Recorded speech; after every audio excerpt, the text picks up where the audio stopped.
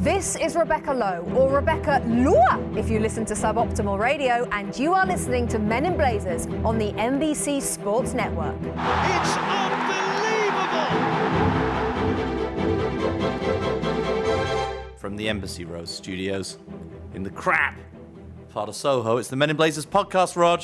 Hola, Davo. Hola, I am back from Madrid. Sorry, let me say that again. Madrid.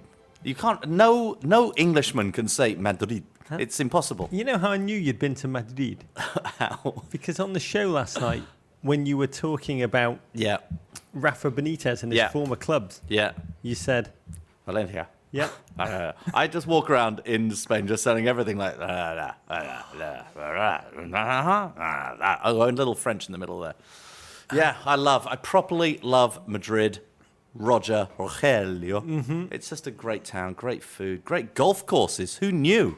It's a golf. Most places you got to play golf. I know you're so bored by this, but just let me say it for the 2.5% of our GFOPs who play golf. Men go on golf trips and they go to places where there is nothing other than golf courses. You reach a certain point in your life, Rog, 50, where you want something more than just a golf resort. You want decent golf courses. You don't need the greatest golf courses in the world. You need decent golf courses and an amazing city. Madrid should be the next great golf destination in the world. Really good golf courses. The Real Sociedad Hípica Golf Club, Rog. The Royal Golf Club, amazing. Very, very good. But the restaurants, the nightlife, the hotels, everything is great. More will be discussed on your other podcast today in Olazabal. Today in Spanish golf. Antic. Yeah, very good. I'm so glad you're back, David. Yeah. You know what reinforced my love of America this week, David? What, Rog? The Bachelor finale. Really? Yeah. Do you watch that show? Well, after the final rose? Yes. You like that? You're a romantic. I'm fascinated. It's a radical show, Dave. It's radical. It's not a romantic show. This is what I realised this series. Mm-hmm. By the way, Ben Higgins, if you're listening. Yeah. Congratulations on your engagement to Lauren B. In which I believe all scientists have now agreed has been hailed as the most romantic rose ceremony yet. Yeah. My first gut watching, Dave, I don't understand how a show can idealise the notion of ultimate monogamy. I mean, these people did get engaged. Mm-hmm. The perfect relationship, that notion. Yeah.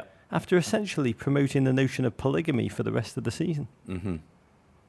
I mean, The Bachelor is essentially encouraged to act like a thirsty Diego Costa to the contestants. Mm-hmm. Contestants are actually just 30 Gareth Barrys for an entire season.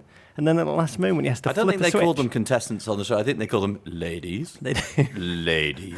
But it's one of the creepiest words in the English language. When said like that, ladies. I mean, right at the end. Yeah.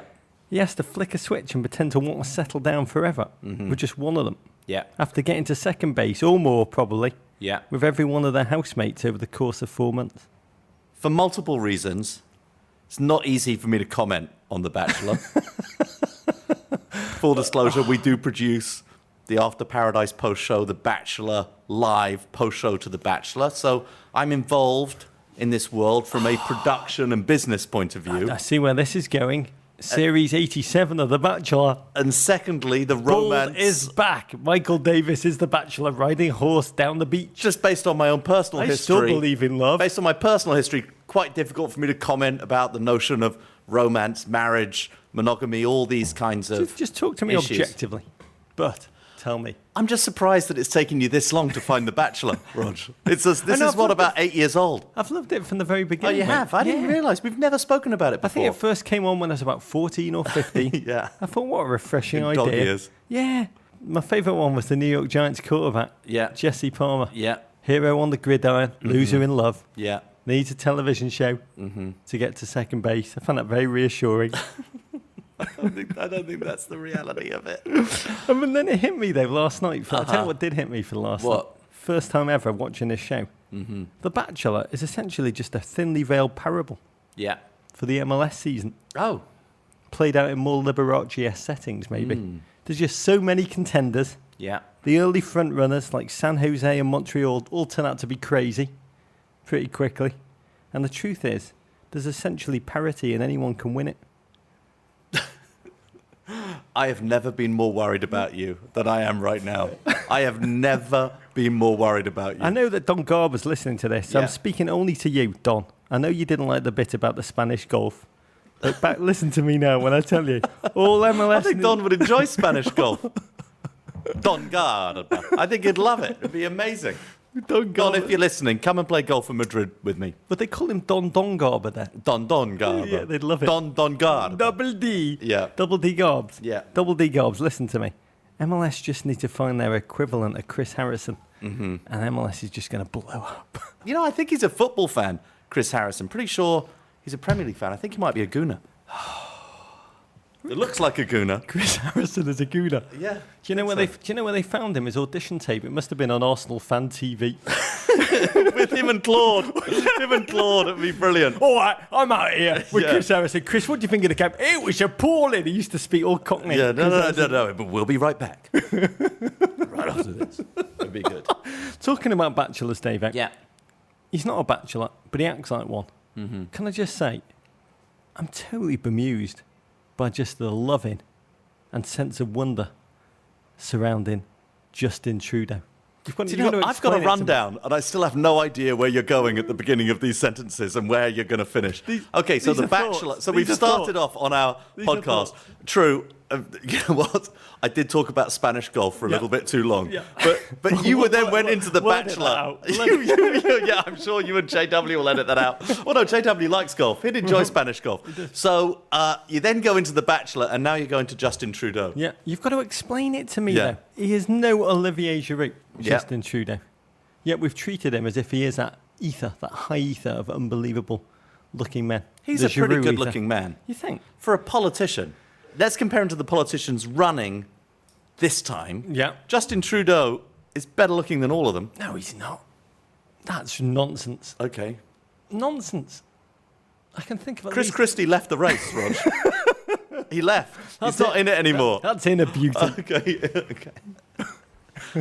All I say about Trudeau. I know you're. Well, whatever. All I say about Rog is desperate not to say anything in case it exposes how he feels about politics one way or the other. Yeah, people don't know my politics. I do. I want to talk about football. I want to create an oasis. Clearly, we're 20 minutes in.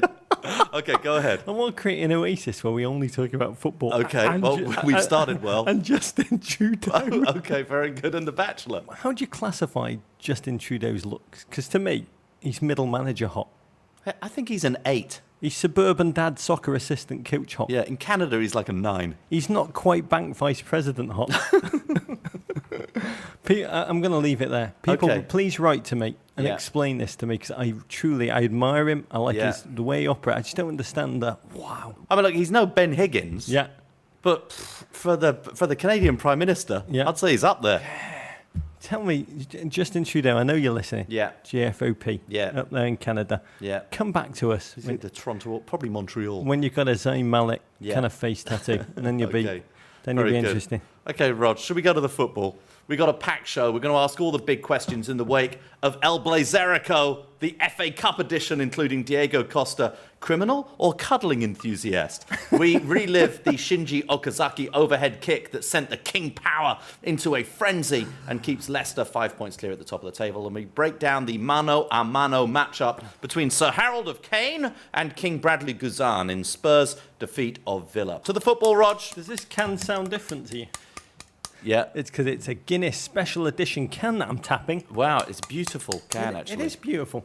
Even if it wasn't filled with such amazing beer, I would buy that and drink it. It's like a 1930s homage. Yeah. Justin Trudeau, come back when your face looks like the Guinness special edition can. Then I'll truly be interested. Careful. Oh, very good. Well poured, Roger. I just want to make a toast to you, Davey. Yeah. To Ben Higgins and Lauren B. Yeah. And all who's sailing them. Good luck with that. Can I just say, what an awful weekend of football. I want to be clear to all GFOPs listening. You may want to turn us out. You had one of the greatest weekends of football of your life. What are you talking about? I like to look at the cup half empty, Davey. That's true. Let's be honest. We talked on the show yesterday about how this kind of half FA Cup, half crap league schedule, it's like the mythological centaur, half man, half horse, or the satire, half man, half goat. Yeah. Or what, Davey? A Vardy, half man, half subway rat. And it just ferret. This really? Yeah. I think it's partial. I think more ferret when I think of Vardy than I do rat. It's a caveat to all those who love animals a little bit too much who are listening. It all made for some crap viewing, David. At SourceWatch tweeted us to say, the feeling when your team is out of the FA Cup and NBCSN is showing Mikamoto auctions. Yeah, it's brilliant. I enjoyed the Mikamoto auctions a lot, though. I think they're very good. They rate very well. Outrate us. Oh, yeah. Okay, Rog, to the football.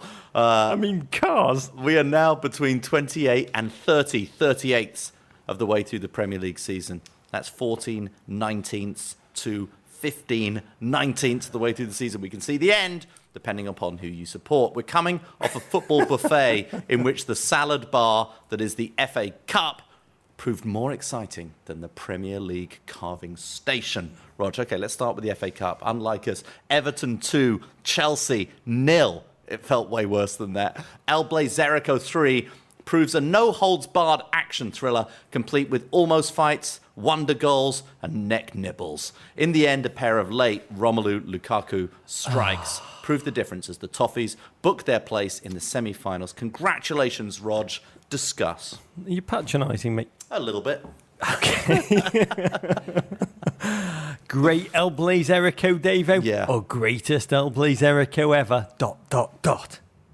All right. First, feelings before kickoff, Davo. Yeah. Because I realised how little this meant to me while I was watching PSG roll over Chelsea in the Champions League and Chelsea's exit, which normally gives me so much delicious kind of schadenfreude pleasure. Yeah. Felt like just a tiny emotional speed bump, barely registered. And I realised our pod works, if it works at all, Spanish golf lovers, because of opposites. You're from the south, I'm from the north. You're charming and healthy, I'm repulsive and slumpy. You support a powerhouse, I support a middling underdog. But now both teams, Davo, are total crap. Can our reality hold? Yeah, but our teams are also opposite forms of crap, really. Because your team are actually much better than their league position and their performances this season would suggest.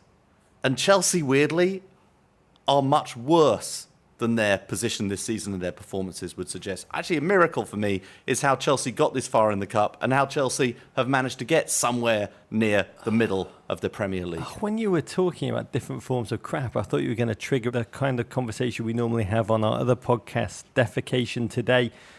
But all I can tell you is my approach pre-game was just to try not to hope too much, to give as little of myself to the game so as not to be disappointed, David. How different is that to your approach every single time before Everton play? Because it's basically the same. Why just to Everton? Okay. Just to life in general. To life, you're right. I also want to say, Fox Sports 2, thank you for putting games on in standard definition, as they should be viewed.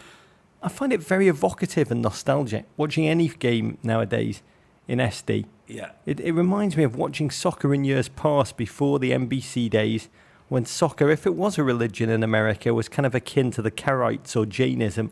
And standard definition, it means that I watch football in the present day, Davo, with a little emotional tug of the past kind of drawing at me. Just before I get phone calls from my friends at Fox Sports who will insist to me that the game was in HD, it just depends on which cable carrier or service you're watching the game through. Those are the people that make the decision as to whether it's in SD or HD, not our friends, our great friends, who hold the rights to many important tournaments. I also want to make a statement to all of our friends who are Karaites in America. There's a Venn diagram. There's a shaded area which sometimes includes You both. deserve better than those kind of comparisons. Yeah. All I say is when I watch an SD, I experience the action. Yeah. All the more. Yeah. Because of the ghosts and echoes of the past. I love it. Yeah. More football in SD, please. Yeah, very true. The first half, Davo. Yeah. It was all just Diego Costa. Yeah, I mean, the first half, I thought the game really came to life in the second half, but the first half, Rog, Diego Costa all over the place. I mean, you have to admit, And what I actually was impressed by Everton, they came at him very hard. It's the way I think you want to play Diego Costa. Something that you hear commentators say all the time, which is rubbish, is that, you don't want to, Diego Costa, you don't want to go at him too hard because that brings out the best of him. I actually think that Diego gets rattled. I think that's what you want to do to him. And he wants to know that you're there and you're playing him very hard. I thought they played him hard, and particularly the little tussle that went on between him and Gareth Barry. It started from the very beginning. Because Diego Costa essentially spent the first 45 minutes behaving as if he was a Trump rally. Let me just make it clear. He would not be pro-Trump. He would be Bernie. For many reasons. You think? Oh, yes. There are not many Trump supporters who look like Diego Costa. Listeners should probably... I think he was more interested early on in the Martin O'Malley campaign. Yeah, exactly. He was the one. I mean, he was injured in a tackle with Barry. You are not punished for making tackles like that on Diego Costa. But what was amazing was that within seconds of the restart, Diego Costa just launched himself, hurled himself at Gareth Barry in such a way to exact revenge, yet at the same time being able to try and pass it all off as if he was the innocent party. Just a level of physical improvisation, the controlled anger and physical comedy, David. I was in awe of his dark arts. On this day, they were just at Ric Flair-esque levels. It's how he became a successful footballer, Rog. And it all felt like an FA Cup game of old that we used to watch. Frantic, frenzied, gritty patterns of play. Everton unable to get Lukaku or Lennon into the game, even though it was clear that Kennedy couldn't cope with either of those two guys. Yeah. At Susan Norman tweeted us, I realise we're watching this in SD, but are they also playing in standard definition? Yeah, they were. Hashtag creme de la crap. We should also say that Barney Rone tweeted before the game when the starting lineups were announced is we'll all remember where we were when Kennedy was announced as starting as left back for Chelsea, which I thought was genius. The closest Chelsea came to a goal, 57 minutes. Costa predictably slipped in. He beat Funes Mori. He beat Robles. Yeah. And he rolled the ball from an acute angle across the face of goal. Yeah. Glanced the post. My sphincter tightened, David. Yeah. If I had a pencil up, I would have snapped it.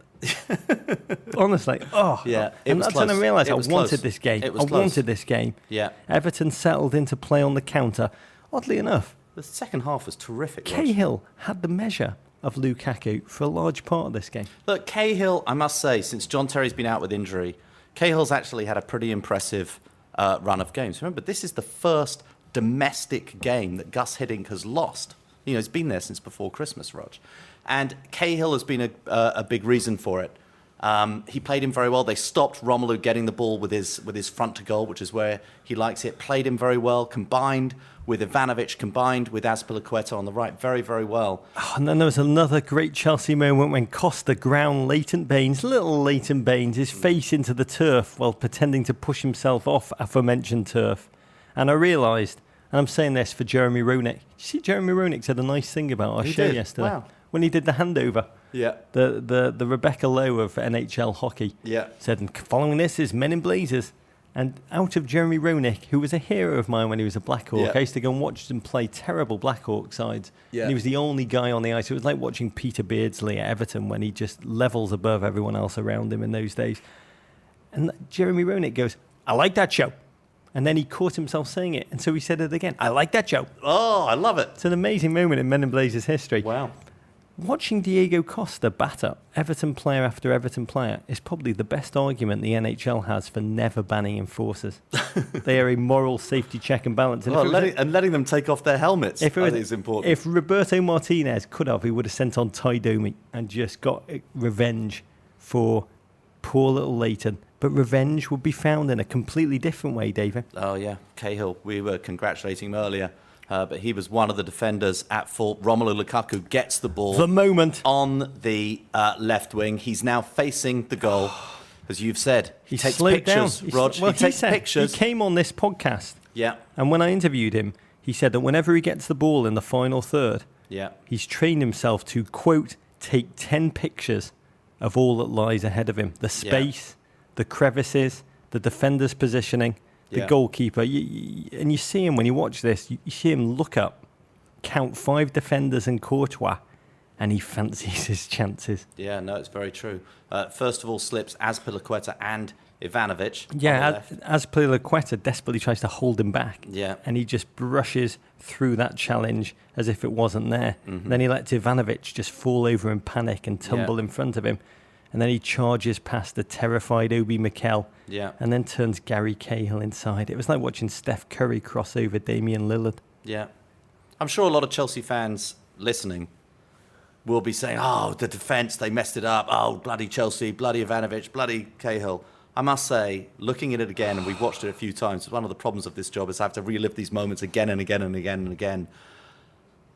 Lukaku at that moment looks absolutely unstoppable. It was an amazing finish. It was just superb Courtois striking. Suddenly cruelly exposed. It was that beautiful moment when you just see a panic affect someone who otherwise seemed invincible.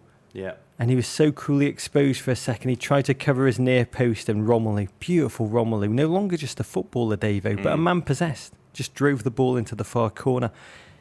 He was an assassin. That's what he was. Hell-bent on revenge, Davo, against the evil henchman who had killed the only girl he'd ever loved. Well, he's not there anymore. It was like the climax of one of those countless Liam Neeson movies in which the trailer shows you the whole movie, but evidently millions of people go and see them anyway. Yeah, he possesses a certain set of skills. My game notes just say, yes, Queen. And my nipples just crackled with an electricity. I could have powered a medium-sized city. Well, and that's celebration, Rog. That's celebration. How much it meant to Romelu, Davo, who's been so frustrated for so much of this season, and he just dropped to his knees, pointed at the sky, and then looked down and was just overwhelmed by feelings. I mean, he'd shown Chelsea what they'd been missing. Fab the dog tweeted us to say, and this is one for Fargo 2 fans, Lukaku gave his former employee the, quote, handsy treatment. Question for you, Davey. Yeah. From GFOP Derek SF. As the cliche goes, knowing what we know, did Chelsea make the right decision? Could Lukaku have given them, if they'd kept him, what Costa did last season without the drama? Well, look, I don't think that Romelu Lukaku on his own would have saved Chelsea this season. And remember, Romelu Lukaku did not do particularly well at Chelsea. He obviously, for whatever reason, was not thriving particularly well there. I would say that Everton fans and Romelu Lukaku fans should actually be pretty delighted that Chelsea made that mistake and let him go, and that it didn't really work out there. If you love someone, well, I don't think it was that. Look, I think Mourinho didn't think sending them to Mourinho didn't think he had it, and he's definitely wrong about that. As to whether or not he would have thrived at Chelsea in the same way he thrived at Everton, we'll never know. We'll never know. I don't believe in being hypothetical about history. Yeah. You often ask me, David, when I come into your office, you often say, Rog, would the Holocaust have continued if the plot against Hitler had worked? Yeah. And I say, David... We've had that conversation about 7,000 times. I say, David, we'll never know the answer to that. Yeah. I can tell you, Lukaku has scored more goals before the age of 23, the age at which Arsene Wenger has determined you can tell the true measure of a striker, than Ronaldo, Torres, Rooney, and Zlatan, and Edson Buddle. Chelsea's depth chart below Diego Costa has Remy, Pato, neither truly trusted. Well, Traore, so green. Yeah. And when John Terry is your go-to best emergency striker, all I can say is thank you, Chelsea Football Club, for giving us the greatest gift, Romelu. I mean, it's a tiny little point, but one thing I'd say about Romelu at Chelsea, which I find interesting, is that Romelu at Chelsea was bought very much as the understudy to Didier Drogba. And I think one of the things that Mourinho, and maybe some Chelsea fans also, couldn't quite forgive him for was not being a Drogba style of back to the goal, hold the ball up, kind of a striker. And he was always compared, saying, is he going to be a Drogba? Is he going to be a Drogba? What's interesting about Romelu is he's become a massive striker at Everton, but he's not a Drogba-like player. Despite his physical size, he's not really a Drogba-like striker. He's much more he's a speed merchant. He's front to goal. He's like amazing from deep positions. It's not what Drogba ever was. And while the Guinness had spilled down the front of my shirt, we're still soaking wet, Davey. Yeah. Romelu, not Didier Drogba, Lukaku, did it again. Yeah, but that was after Matic had been substituted, which was one of those times. It's happened a few times this season. It's the only time I realised that Matic was playing is when he gets substituted and taken off. So he goes off and Romelu does it again. And another fantastic finish. This time from the right, Barkley found him in space and he lashed the ball through Courtois once more. 2-0, 2-0, traditionally the score at which Everton are the most vulnerable. Yeah. But rather than attack Everton when they're on the brink of a 2-0 up doom, which we are so often now, Davo, Yeah. Diego Costa's demons came back to distract Chelsea. Well, I think that second goal was in the 82nd minute. I think it was not a lot of time for Chelsea to go and get back into the game. But Gareth Barry... Ask West Ham fans how many goals you can score in the final minutes against Everton. And Bournemouth fans. But Gareth Barry made another challenge, not a particularly good challenge, you'd have to say, on Diego Costa. But, most neutrals probably applauding it. It's obviously a yellow card challenge against him. Costa, I think, at this point, truly wound up. He's had enough. His side are 2-0 down. He seems to care about the FA Cup quite a lot, Rog. He's a great upholder of English civic traditions. He loves the FA Cup, Rog. Is that what he loves? I don't know. Was there something about Gareth Barry, David? Yeah. Because it was the most... But he's never won it. He's won the Capital One Cup and the Premier League. He's never won the FA Cup. I have not, and you'll have to Google this, many of our listeners. I have not seen passion like this since Richard Chamberlain was in the Thornbird. It was similar. I don't know how to describe this. It clearly wasn't a bite. Everyone close to it has said it was not a bite. It was the most close to a bite thing I've ever seen. And I want to say this, because I know he listens to the pod. Gareth Barry, I'm so proud of you. It's possibly the most English thing I've ever seen in my life. To essentially face a rampaging lion and simply put your face in the jaws of that aforementioned lion. Just stand there, Davey. It's like watching Rizzo from Greece get a love bite, Davey. Yeah. And just no emotion, just stand there while it's all going down. Tim Seaman said, has there ever been a more erotic sending off than Costa's in recent my word, it was, I'm not ashamed to say, I was so turned on by it. It was wonderful. It was wonderful. Yeah, Louis van Gaal, we laughed when he said he wanted horny football. Yeah, this was horny football. This was horny football. I know. It was like watching Bella and Edward Cullen decide that kissing is worth the risk. I thought it was fantastic. You know how it ends for Costa, David?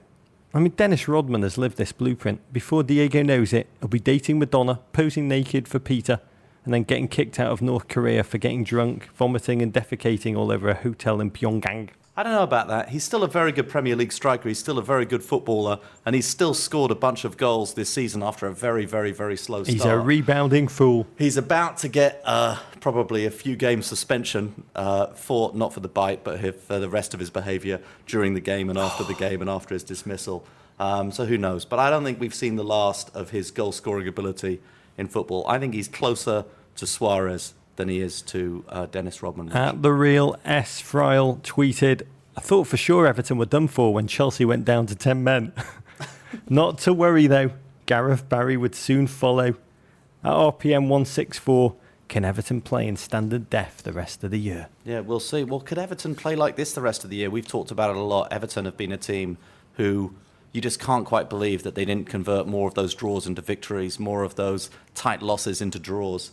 And this kind of performance, I know we feel a little differently about this game. I thought both teams actually played really well in this game. I thought Everton did really well to overcome Chelsea in this game. This was not by any means one of the poorer Chelsea performances of the year. And you just watch Everton play like this. You watch that solidity. You watch those moments of Lukaku. You watch how well they defend. And you just think, if Leicester can go there, why can't Everton go and be this good? Why can't Everton be this good? That is the point. That is absolutely... I mean, on one level, this was fantastic. A trip to Wembley for Everton and the thousands of fans that follow this team around the country, week in, week out. I mean, it's a giddy and wonderful thing, and I will not miss it. But on reflection, David, the question I was left with was the feelings of joy that I and the Everton fans across America and Everton fans across the world experienced in those last 15 minutes. They are exactly what you said. They are ones of joy that Leicester City fans have savoured all season long. And really, when you look at the way this team has played and the way points have been frittered away, that joy should have been ours all season long. But enough about us. Chelsea's season, it's dead. It is. Eternal rest grant unto them, O Lord, and let perpetual light shine upon them. A relief. It's a relief. We're done, Rog. We're done. It's been a horrible season, Rog. It's been worse than that. It's been very, very difficult. I know we make light of it all the time, but it's like we always look for our teams to sort of lift our moods at the weekend, to lift our moods midweek. And we've got very used, as Chelsea fans, over the last 12 seasons.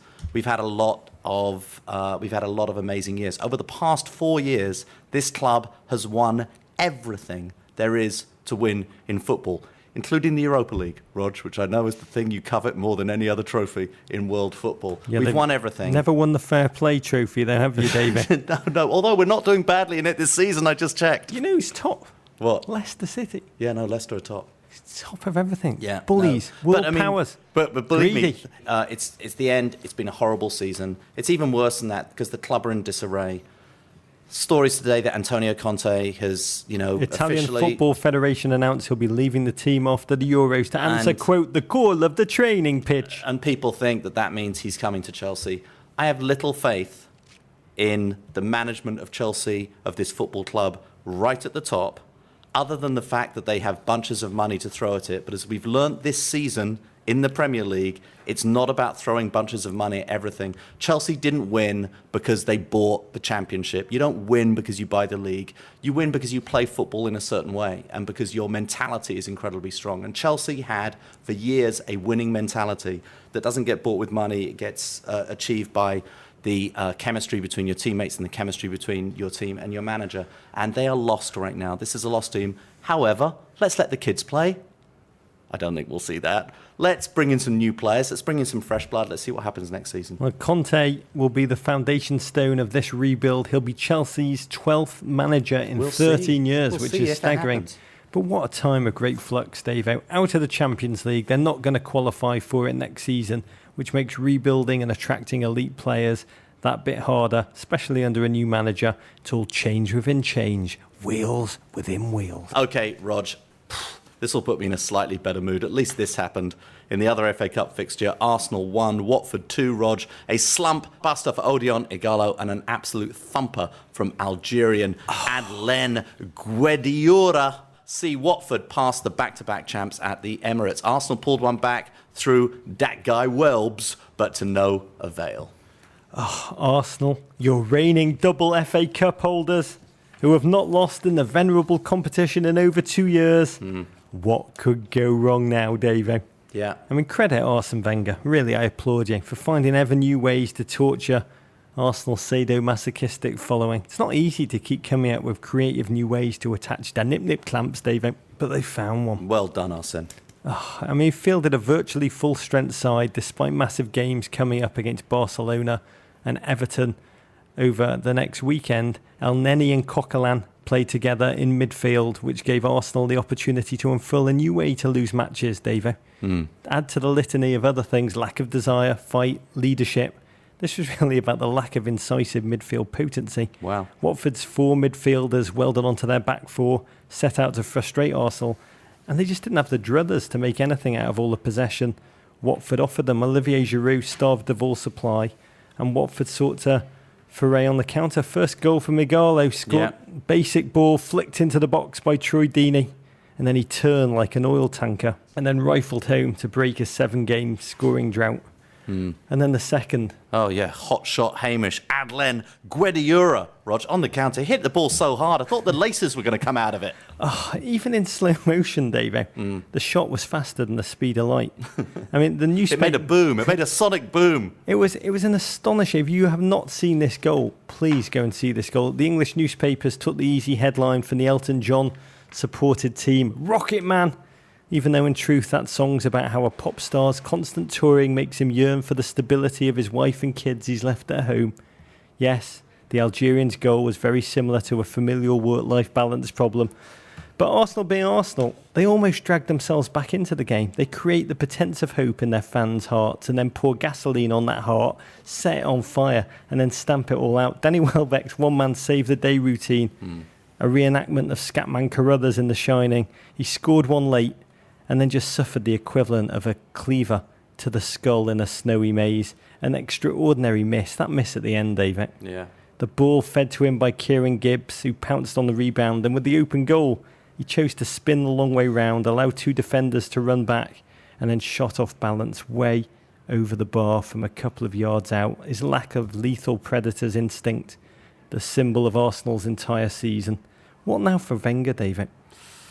I don't know. I mean, there are suggestions in the press today that he is so riled up by the fans starting to openly campaign, and not just a minority of upset fans led by Piers Morgan, but it's sort of a groundswell. Roger seems to be getting louder and louder and louder the whole time. That this is what's going to force him to walk away. He's revealed to some friends. I mean, Aurelio Gomez, Watford goalkeeper, once a Spurs player, always a Spurs player, said it's the best time to play Arsenal. They look like a small team. I mean, Arsenal's season should end tomorrow in Barcelona. Before the game, Arsene said he'd have to be a god to be able to satisfy Arsenal fans. I think most of them would honestly settle for a false messiah, like Jose Luis de Jesus, who was both the reincarnation of Jesus and the Antichrist in 1980s Florida, and made his followers tattoo 666 on their forehead. But Wenger's fate, and that depends on Stan Kroenke. I think who was just awarded or has been nominated as Sports Owner of the Year by the American press, which the English journalists find to be just mind-blowing. And his stomach for change. Right now his focus is on the LA Rams. And the question is, do his people have the ability to oversee two radical overhauls at the same time? Wenger's Arsenal. Arsenal is Wenger. And watching United unravel in the post-Ferguson era may be the thing that's keeping Wenger in the job right now, because on pure performance he would be gone. I mean, we've got a great raven from GFOP Benjamin Weinstein, who mused about his recent Arsenal love. He says, I've known nothing but Arsene Wenger. I'm frightened of being Wenger out. My generation shouldn't be known as millennials, but as Wenger babies.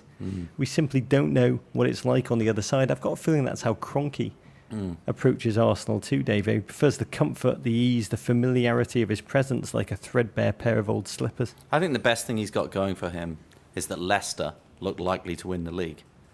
You know, Leicester winning the league almost gives a free out. It's not as bad as like Chelsea winning the league, or Man United winning the league and winning another title, or Liverpool coming back and ascending and going and winning a title, Man City doing it.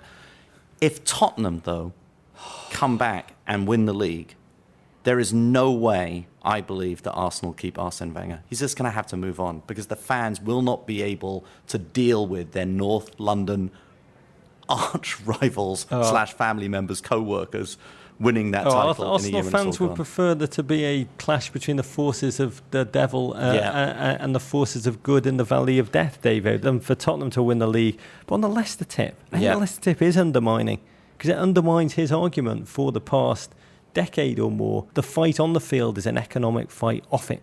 And Leicester has kind of shredded that argument to a huge degree. For them and for everyone, but for no one more than Arsenal. I would imagine, with the fans agitating, Wenger will be given the dignity of negotiating a classy exit. And talking about class, the Kappa Dart weekend in North London, in the wake of Arsenal's FA Cup exit, the fans on Arsenal Fan TV, Davo, our favourites, had a fist fight. We normally know them for their rational, balanced fan opinion. Yeah, we love Claude. But oh my God, what a fantastic fist fight between Arsenal fans whilst debating the pain and the suffering. And for Arsenal Fan TV, I do believe it's only popular because of the voyeuristic pleasures it provides of grown men suffering as unstoically as is humanly possible. A terrible Arsenal loss for Arsenal Fan TV is like a presidential debate for CNN.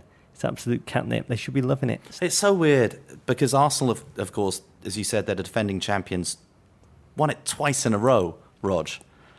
And still that hasn't satisfied them that they've won the FA Cup twice in a row.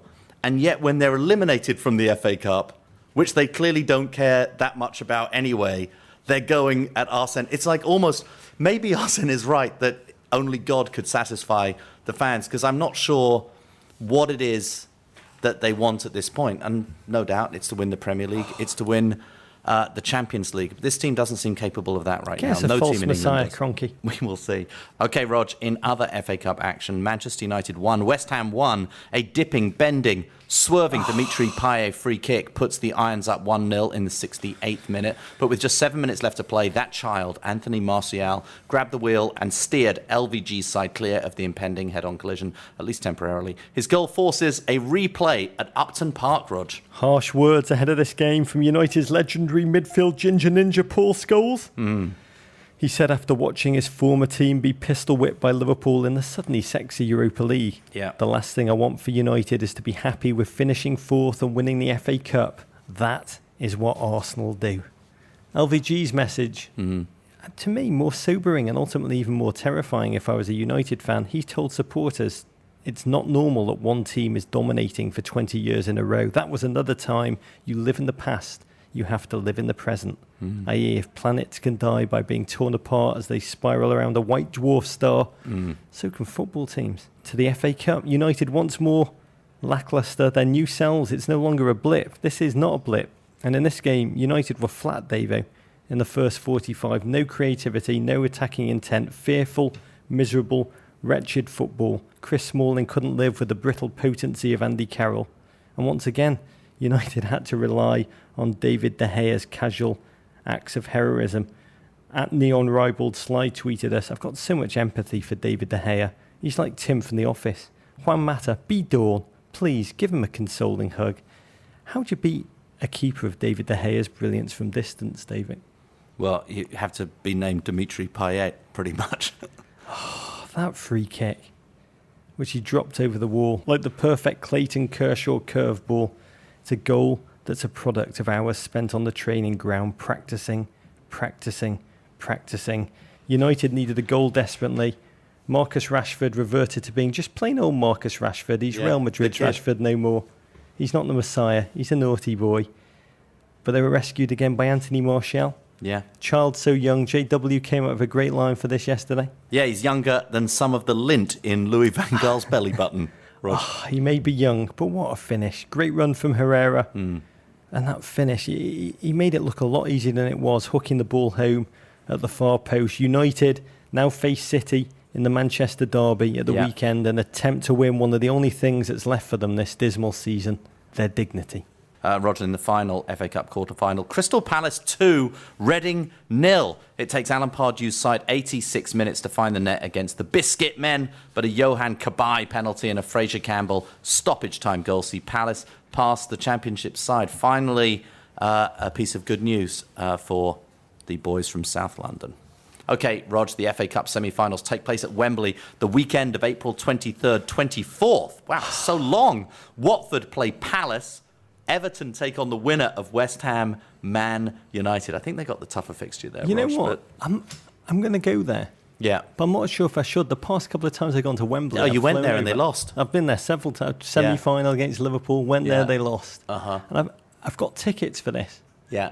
And I'm wondering whether I should not go and maybe go for the final, which they'll lose by virtue of me being there. Or why don't you go with me?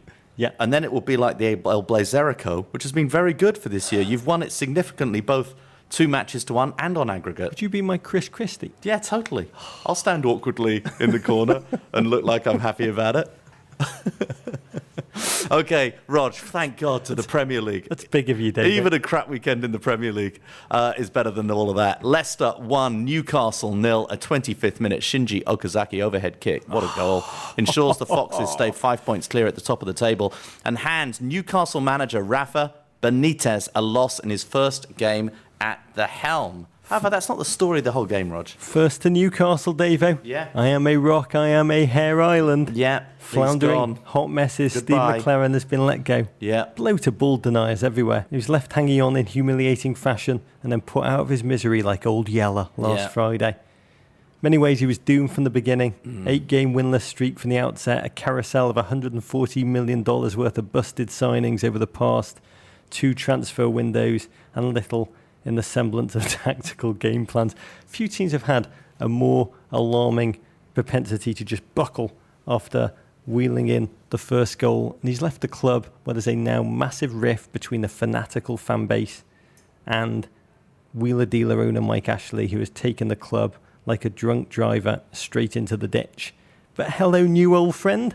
Oh, yeah. Rafa Benitez, former Liverpool manager, former Chelsea manager, former Napoli, Rod Valencia, Real Madrid. He's got an impressive resume. Fresh off the humiliation of his short crash and burn at Real Madrid. He's a control freak who should have had a bigger career in his mind, but who now must slum it at Newcastle. I feel for Rafa, David. 1 minute, I imagine him just looking at his probably walnut desk in Real Madrid's training ground. Beautiful fields, sprinklers, amazing players up on his wall. Every room he walks into smells of Paco Rabanne. He's looking around telling himself, God, I've finally made it to the biggest club in the world. And then before he knows it, his life is just jump cut to find him puked out in Newcastle. I mean, lots of you wrote in to suggest he's living the career of Santiago Munez from the Goal movie series. I was just thinking that. It's like he's Benjamin Buttoning the movie Goal. I just wonder how much of the last 9 months he actually remembers, David.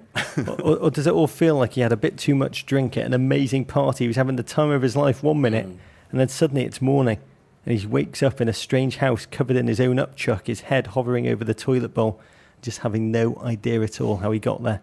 We've all been there. The toilet bowl, I mean, not the Real Madrid pot. I must say, he looks pretty good. There is a touch of the Latin, a touch of the Mr. Molesley about him. I think there's a bit of black hair dye going on there. Because the last time he was in England, he looked significantly older than me, and now he looks about 10 years younger. Oh, he looks like my son. He does. He looks like a younger Rog. He does. He looks pretty good. Rog. We'll see how long and he's certainly got Newcastle. And by the way, this is a team not without talent. It's a team who at the beginning of the season we looked at and thought, oh, they got some good players. Ronaldo can score some goals. They're going to be quite good this season. But he's got them, certainly in this game, I felt against Leicester, got them playing pretty good football. I mean, few teams offer social scientists so many opportunities to study whether there really is something like a new manager bounce, Davey, as Newcastle United. And Benitez, I mean, his first task was to give the defence an upgrade from not giving a crap. And I must say, 10 seconds into the game, Wes Morgan back pass left Schmeichel short, and Wijnaldum swooped in, almost blocked the goalkeeper's clearance, almost the dream start. Yeah. But then Leicester took a grip on the game. Kante dominated the midfield, Albrighton rifling forward, and we discovered that Rafa Benitez had simply not had enough time to run his defenders through overhead kick drills. That goal. I mean, just another electric moment in this season of dreams. Yeah. For dream-living, sky-flying Leicester City. Yeah. Analysts were criticising Newcastle for their defence, giving away the free kick, for giving up a second phase and then a third phase that led to the goal. But just when it came to it, the determination of Jamie Vardy to go and win that header. He's not very tall, He's Rog. the patron saint of lost causes. I know. He just found a way to go and win that header.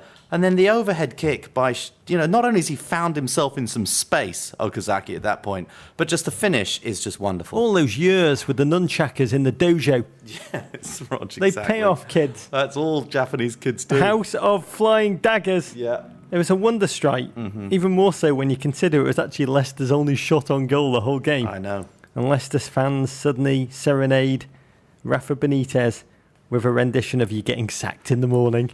Yeah. Such is their cocky swagger and confidence and joy, and they deserve it. You know what impresses me about Leicester, Davey? Yeah. How much energy they demonstrate the whole game long. Oh, all of them. It's the 30th game of the season. Manchester City look dead inside. Arsenal, done. Spurs are worried about legginess, juggling their Europa League lineups. Leicester, limitless energy. Just in one competition. But they find a way to keep on running, and they run between their lines. Their movement, we've said this before, their movement between their lines. When you see other teams put 9, 10 men behind the ball, they're in rigid lines. These guys not only attack between the lines, they defend between the lines. It is just phenomenal to watch. Powered by the adrenaline of being in touching distance of eternal sporting glory will do that to men. Yeah. And lifted by their crowd. The atmosphere in the King Power Stadium is amazing, Rog. And they work so hard at both ends. Albrighton cutting Newcastle apart 1 minute up top, then getting in a crucial block at the other. Yeah, Albrighton and the for next. England. I mean, you compared him yesterday to James Milner, but good. He is that kind of a player. He covers that amount of ground. James Milner's also a very good player. That was unfair of me. He is a very good footballer. But Albrighton has a little bit more.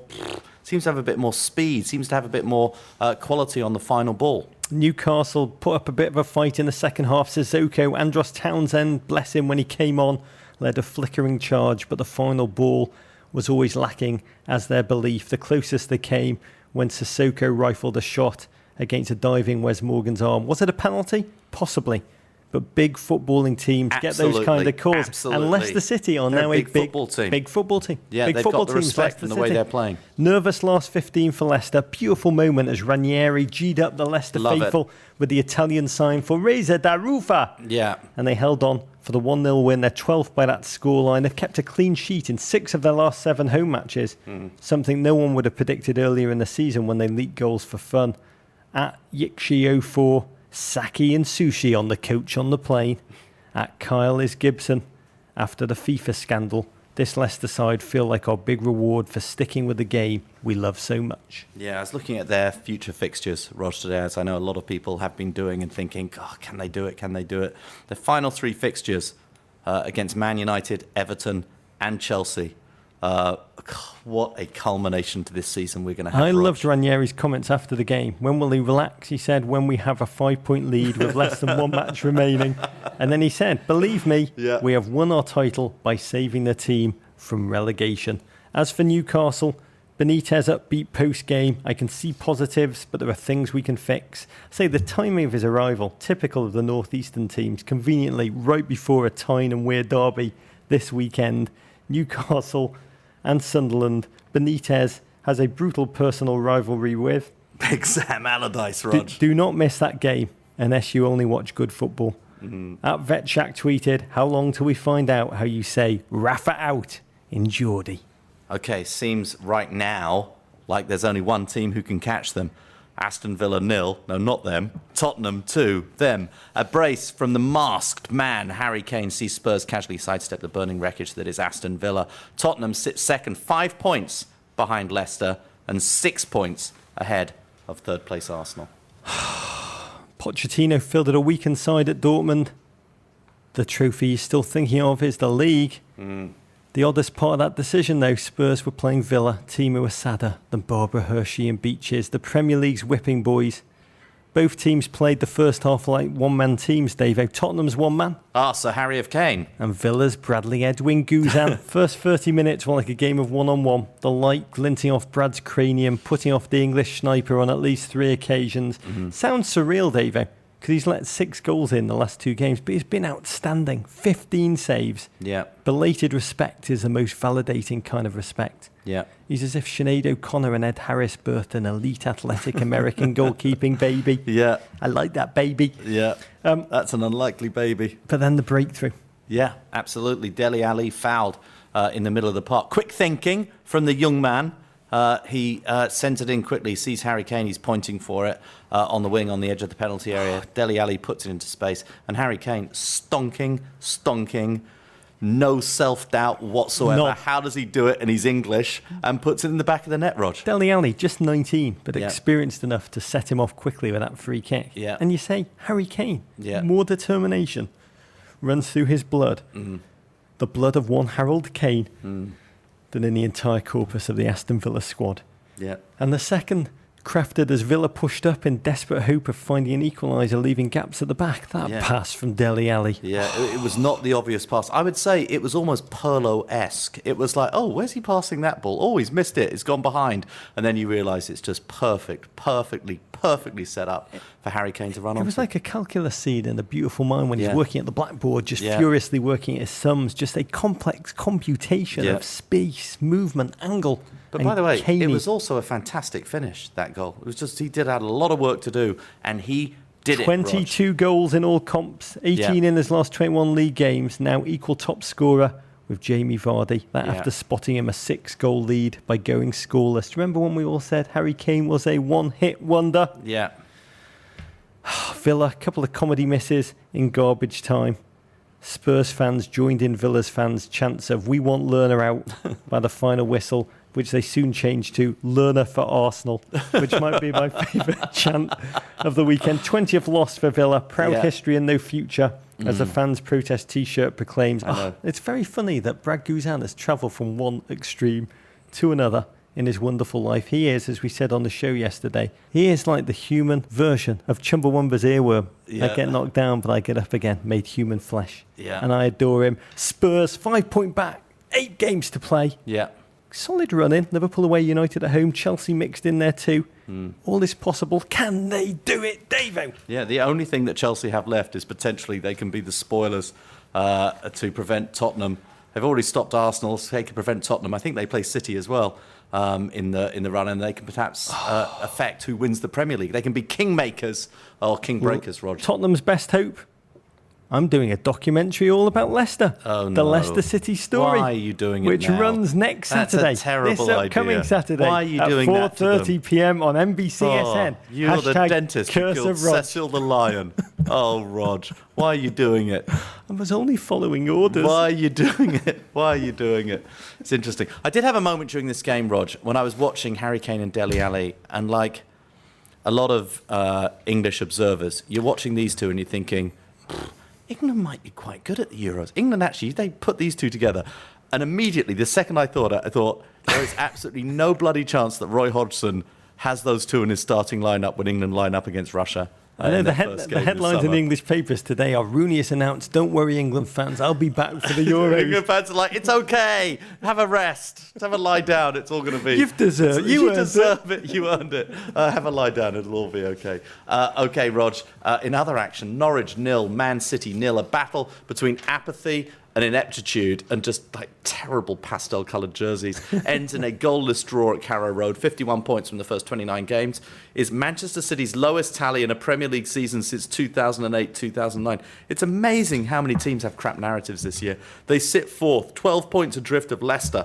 Norwich remain ensconced in the stink of the relegation battle. They're 18th. We should say Man City do have a game in hand. Of all the crap narratives, David, this is the one that is most curious to me. Before the game, Manuel Pellegrini announced City needed to win 9 of their remaining 10 games to lift the title. Yeah. His team then proceeded to make sure this would not be one of them.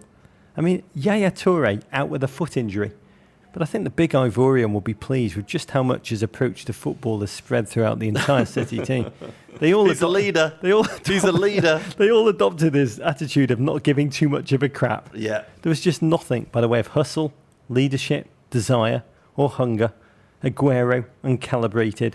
Boney disappeared like Richard Simmons. I mean, poor Wilfred Boney, I've got to say. I look at him, and he looks as out of place on that City team as Hillary Clinton on Broad City. David Silva, it just pains me to say this because I adore that man. I do.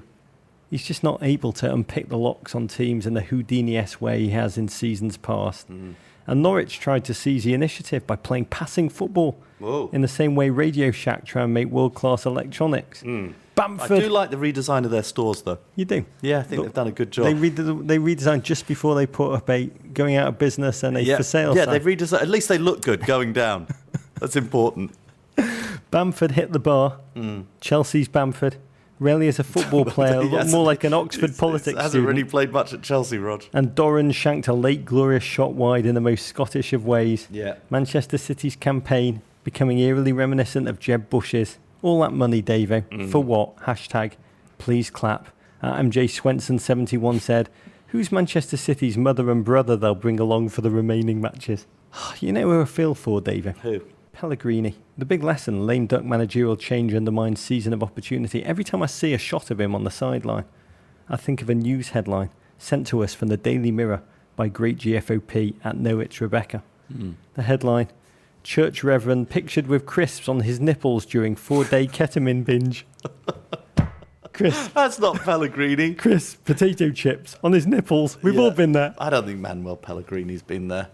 He's earning a lot of money, Rog. It's not a bad job being the manager of Man City, even if they're not going to win the league.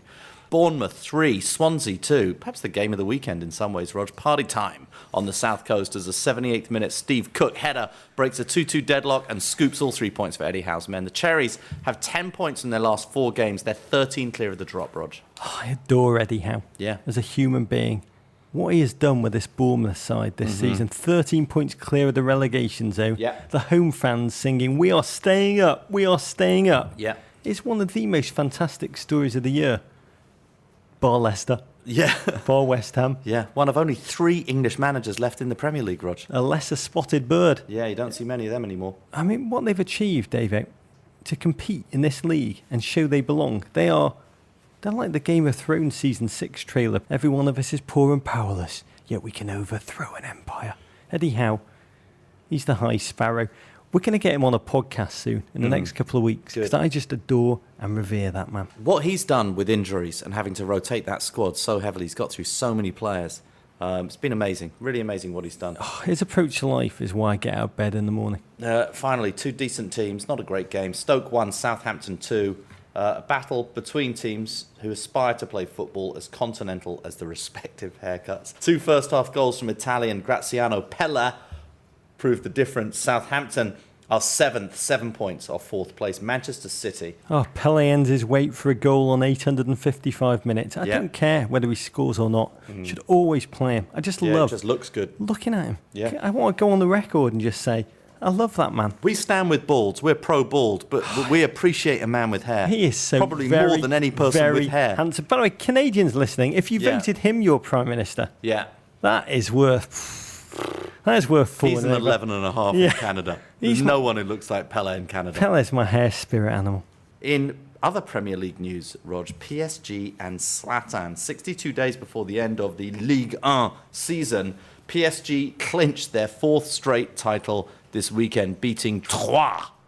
I call them Troy, but Troyes in a 9-0 nail-biter. It's closer than the scoreline suggests. After the game, Zlatan said the only way he's staying with the French Giants is if they replace the Eiffel Tower with a statue of him, sparking rumours that the French will actually replace the Eiffel Tower with a statue of Zlatan. No, sparking rumours that he's Premier League bound, Rog. I'd love to see him in the Premier League. What a player, what an addition he would be.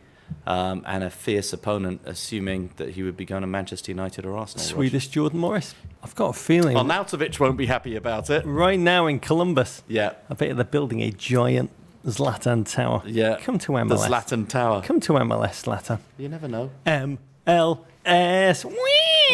Oh, we love that theme, Rog. Okay, MLS. Talking of MLS, they may want to end its goal of the season competition in week 2 after San Jose's Quincy Amarikwa. I think that's how you pronounce it. I think it's pronounced Jamiroquai. It could be. Pinned a remarkable 35-yard chip to Adam Kwasi's top corner Sunday. I think that's pronounced Jamiroquai. Lifting the Earthquakes to a 2-1 win over the Timbers. San Jose has 6 points from the first 2 games. Good start. Meanwhile, some of last year's leaders are off to a slow start. Yeah, I've got to say that San Jose goal, the best of the weekend, not scored by a man named Romelu. Yeah. But it really was a weekend of real moments in MLS. Dramatic late winner, Marco Papa. Yeah. Plucking the ball out of the air in the 95th minute to smash it past Brian Rowe and give Colorado a shot win over dynastic ambitions LA Galaxy. Houston Dynamo running riot against local rivals Young Boys Dallas. After suffering 5 successive defeats in that derby, they opened a can of 5-0 whoop-ass. And the Red Bulls and the mighty Sounders both 0-2. Parity was invented here in MLS long before the words Leicester City were breathed in polyglot tongues around the world. Ravens. Our first Raven from @PW_is_Tucko1. After this month of European competition, is the answer to why Leicester are top just that the big EPL teams are all crap? I think the major teams' assaults on the title, Arsenal, Man City, United, Chelsea, have all been borderline negligent. Yeah. Spurs have pressed all the way. But I don't think you should take anything away from Leicester's achievements, David. Yeah. I think I mentioned I'm making a film that will air on NBCSN on Saturday, 4:30 p.m. That will end Leicester's season. The Leicester City story. And it's given me a second chance to look over the different stages of the season. Stuff I've forgotten, David. I mean, the early part when they were seen as relegation material, worthy of laughter. Danny Drinkwater drinks water. The early emergence, immediately written off, the Vardy goal-scoring run, the first gauntlet, the brutal games in which their demise was predicted, the wobble around Christmas when they couldn't score, then knuckling down again to see off all comers, beating Spurs, City, on and on and on. To win the league in a climate that believed economic might predetermines final league position over the course not of like 6 games like March Madness, but a grinding 38-week league schedule. It's borderline miraculous. Also, I think it's proof that team chemistry is not a simple function of a simple sum of its parts. And I think one thing, I was looking at the background of N'Golo Kante today, came out of as a youth player out of FC Boulogne, played in the lower leagues of French football until he came. Yeah, until he ended up coming to Leicester on a big deal. Obviously, very, very good scouting. It just shows that the transfer market is just out of whack. There's a lot of depth. There's a lot of depth in football. And you end up playing 25 times as much for a player who might only be a little bit better, but also has a lot of other things going on in their head, a lot of other things going on with their ambition, a lot of other people in their ear, a lot of other stuff, perhaps a little less heart, a little less guts. And what they've managed to put together at Leicester is a real team. They've played better football than anyone this year. Tottenham have played fantastic football this year because of the way the lines have combined with each other and because of the emergence of this sort of like core of a spine of players who are playing very good football with each other. I think it's going to have some change on the way that the big teams approach putting together their teams. I think it's going to change the way they approach the pre-season next year. And I think the era when the big teams took playing against what they regard as the mid-level clubs and the lower-level clubs for granted, I think that's done. Okay, Rog, the winner of the coveted Guinness Men in Blazers Poet, Philosopher, Sucker, Scribe, Raven of the Week is Philip Polifrone. About 3 years ago, I started following soccer when I discovered NBC's Premier League coverage, and before long, I became a passionate Arsenal fan. Over time, my wife's bemused curiosity grew to full-on soccer fandom, and now we're season ticket holders for our beloved NYCFC. What a world. But she is also a successful romance novelist, and her newfound love of soccer has started to creep into her work. In the past, she's written about everything from trysts with the Sasquatch to Sons of Anarchy-style orgies. What? What kind of a romance novelist is she? When she asked what she should write her next one about, I shrugged and said, Jamie Vardy. A light came into her eyes, and I knew I'd started something strange. About a month later, she finished her novel Shot Caller, about a Premier League player who's been disgraced by criminal conspiracy charges and flees Britain to join an MLS expansion team in Atlantic City.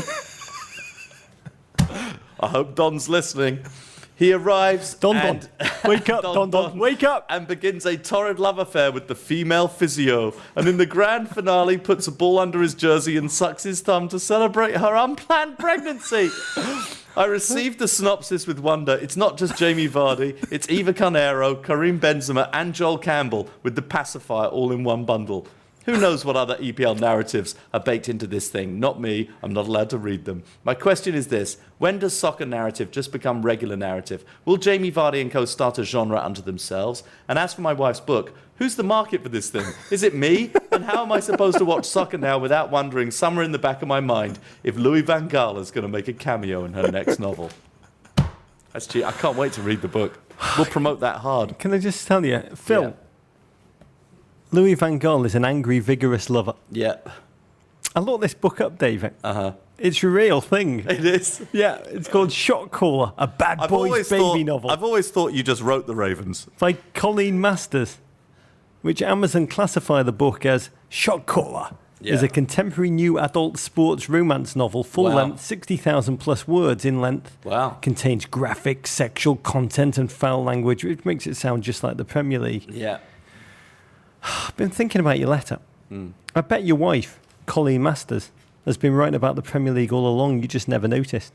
Sons of Anarchy-style orgies. I think that's actually the Stoke City story. Arnautovic and Boyan just going for it. And Trish with a Sasquatch. It's probably all about Ryan Giggs. Just Google Ryan Giggs' chest hair, because I believe your wife has. Colleen Masters, if you're listening, as one football lover who appreciates fine literature to another, can I suggest for your next book, as an Arsenal fan, can you just ship a tender love story about Theo Walcott only finding respite from the storm once he makes real his love affair with assistant coach Vic Akers and solves a love triangle the two had been experiencing with Olivier Giroud, who'd been a distraction for the entire side? What would you want her to write, David? I think she can just watch what went on this weekend between Diego Costa and Gareth Barry, Rog. I'm shipping that relationship, I can tell you that. What about one about me and NYCFC's Tommy McNamara? He is your type. He's my favourite footballer. There's no doubt he's your type. He is. He's my bit rough. Yeah. The through line could start with us playing Dungeons and Dragons. Yeah. I'm just going to leave the rest to your creative touch, Colleen, because after all, you are the master. Yeah, absolutely. Kyrie Shelton looking on, thinking, I don't get it. Why he's obsessed with McNamara. Okay, your weekend looks like this, courtesy of Mini USA. Everton versus Arsenal at 7:45 a.m. Eastern Time Saturday on NBC-SN. You know who's going to win that? Whichever team goes 2 goals down quickly. Well, not anymore, Rog. Chelsea versus West Ham. Oh, no. At 11 a.m. Eastern Time Saturday on NBC-SN. Sunday at noon on Network NBC. It's City versus United, the 171st playing of the Manchester Derby, Rog. And in MLS, DC United versus Colorado Rapids, 5 p.m. Eastern Time, ESPN2. Followed by Sporting Kansas City versus Toronto FC, Rog Giovinco, at 7 p.m. Eastern Time on Fox Sports 1. Alexi. Okay, last week on the pod, Rog, we spoke a little about America Scores. The after-school non-profit promotes football and poetry with budding Robert/Tyus Brownings at more than 175 public and charter schools across America. This summer, the organization hosts the 10th annual America Scores New York Corporate Cup. It's an adult recreational football tournament here in New York City that benefits the organization. For more information on entering a team, go to americascores.org. Oh, Rog, for those of you coming to this year's Golden Blazer presented by Mini, Wednesday, April 6th. It's going to be amazing, by the way. It's going to be amazing. April 6th at 8 p.m. This year's event includes Men in Blazer's first ever Blazer Drive. Bring a blazer, suit or sport coat to donate. What is the difference between a blazer and a sport coat? To donate to Hope for the Warriors Transition Services Program, which supports the goals of service members, veterans and their families as they move from military careers into professional roles. And thanks to many of you from around the country who won't be coming but have mailed in their blazers. If you want to know where to mail them, just send us an email and we'll let you know and connect you to the great organisation that is Hope for the Warriors. Brilliant. There are many ways to connect to us. One is our Amazon Emporium. Helps keep the show going. Anytime you go on Amazon for items big or small, just click off the Emporium page and Men in Blazers gets a tiny percentage that allows us to cover the costs of creating the show.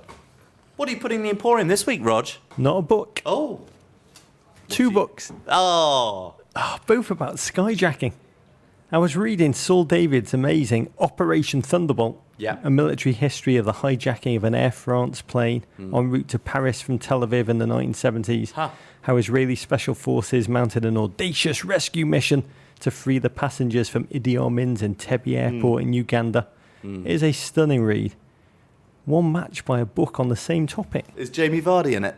He wasn't in that one, but he is the kind of person that was in the next one, sent to me by a GFOP, Brendan Kerner, contributing editor at Wired, who wrote The Skies Belong to Us, a rattlingly great retelling of 5 years. I had no idea about this, Davo. From 1968 onwards, desperate Americans hijacked domestic flights at the staggering rate of 1 a week, using guns, homemade bombs, and jars of acid.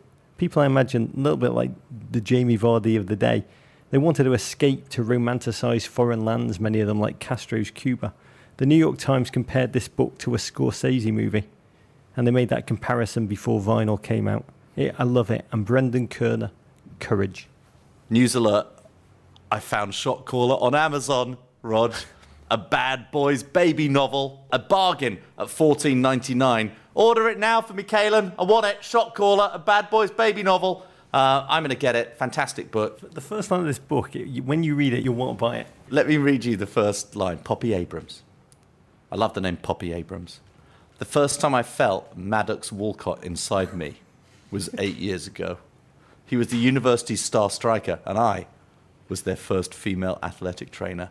He was 19, I was 26. Ooh. Okay, I'm going to stop there. Amazing book, Rog. Can't wait for it. Can't wait for it. Once again, that's $14.99 the skies belong in to paperback. Us, an Operation Thunderbolt. Okay, Rog, you can now watch entire episodes of our crap TV show on NBC Sports Live Extra, Apple TV and Roku. It's also up on our website. Stop thinking about Tommy McNamara, meninblazers.com. Also on meninblazers.com, a place to sign up for our newsletter, The Raven, which we produce with our partner Guinness. We've got a Spotify account, men_in_blazers, meninblazers.wikispaces.com/a wonder of the modern world. Follow us on Twitter at Embassy Davies, at Rog Bennett, and Men in Blazers, on Instagram at Men in Blazers, at Embassy_Davies. We've got a Facebook also. We've got a subreddit, meninblazers.reddit.com, maintained by GFOBs at Shay, Calvin, and Alex. You can always send your ravens to the crap part of Soho. You can always email us at meninblazers@gmail.com. Venderpunk Rog. War Pig. Who wants to sex Matumbo? Living the nightmare. Courage. Take that, Gloria. Is that your analysis? To Tweed. Abrigado, rock on, mate. Kung Fu.